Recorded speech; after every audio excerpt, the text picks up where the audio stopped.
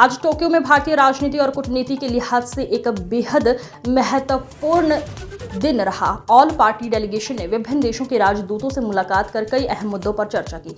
Japan की राजधानी Tokyo में भारतीय ऑल पार्टी प्रतिनिधिमंडल ने आज एक विशेष बैठक में हिस्सा लिया।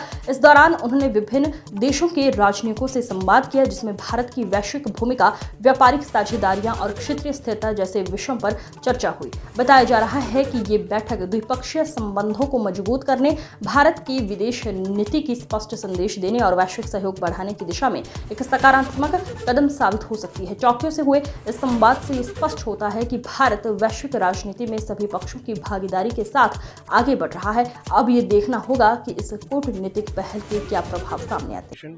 एक मिशन के साथ आया है और यह मिशन है कि आतंकवाद के खिलाफ भारत की लड़ाई में विश्व को एकजुट करना है और पाकिस्तान के द्वारा जो टेरर स्पॉन्सर हो रहा है उसको पूरे विश्व के सामने रखना है। और कल का जो हमारा जापान में पहला दिन था, पहला दिन हमारा बहुत ही फ्रूटफुल रहा। हमने पहले दिन के अंदर जापान के पूर्व प्रधानमंत्री, जापान के विदेश मंत्री, जापान के कई सारे थिंक टैंक्स, उन सब के साथ संवाद किया और मुझे यह बताते हुए खुशी है कि सबने एक स्वर में भारत की यह जो लड़ाई है आतंकवाद के खिलाफ और आतंकवाद को जो पहुंचते हैं, आतंकवाद को जो स्पॉन्सर करते हैं, वैसे पाकिस्तान के खिलाफ, उसमें सब हमारे साथ खड़े हैं।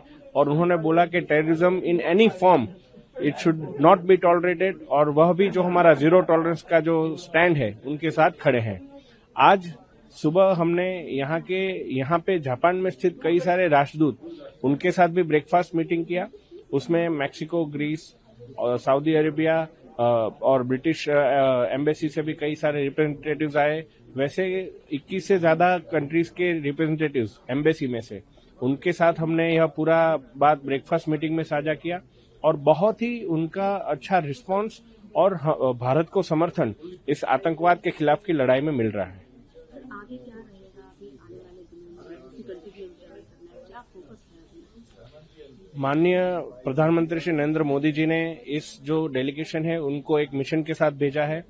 भारत का विचार आतंकवाद को लेकर, भारत का विचार आतंकवाद को स्पॉन्सर करने वाले देश के लिए क्या है वह पूरी दुनिया को बताना है।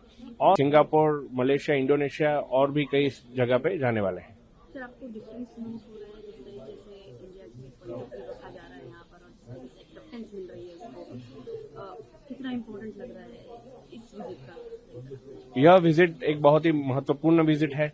आप देख सकते हैं कि जिस प्रकार से भारत सरकार ने यह पूरे डेलीगेशन का गठन किया है। हमारे डेलीगेशन में ही 5 में से 3 पार्टियां तो विपक्ष पार्टियां हैं और बाकी बीजेपी और जेडीयू है। तो सभी पार्टी को बाहर रखकर प्रधानमंत्री जी के नेतृत्व में हम सब टीम भारत बनकर आगे आए हैं। बहुत बढ़िया रहा और हमें बड़ी खुशी हुई कि जापान ने, यहाँ के लोगों ने जो भारत का फाइट अगेंस्ट टेररिज्म है उसको सपोर्ट किया। हम करीब 4 दशक से हम सफरर रहे हैं और आपको याद होगा 2016 तक हमने रिएक्ट नहीं किया।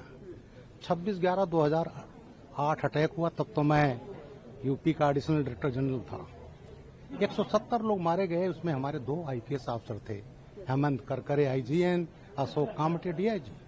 3 दिन चला, कसाब पकड़ा गया, 9 उनके मारे गए, टोटल एविडेंस।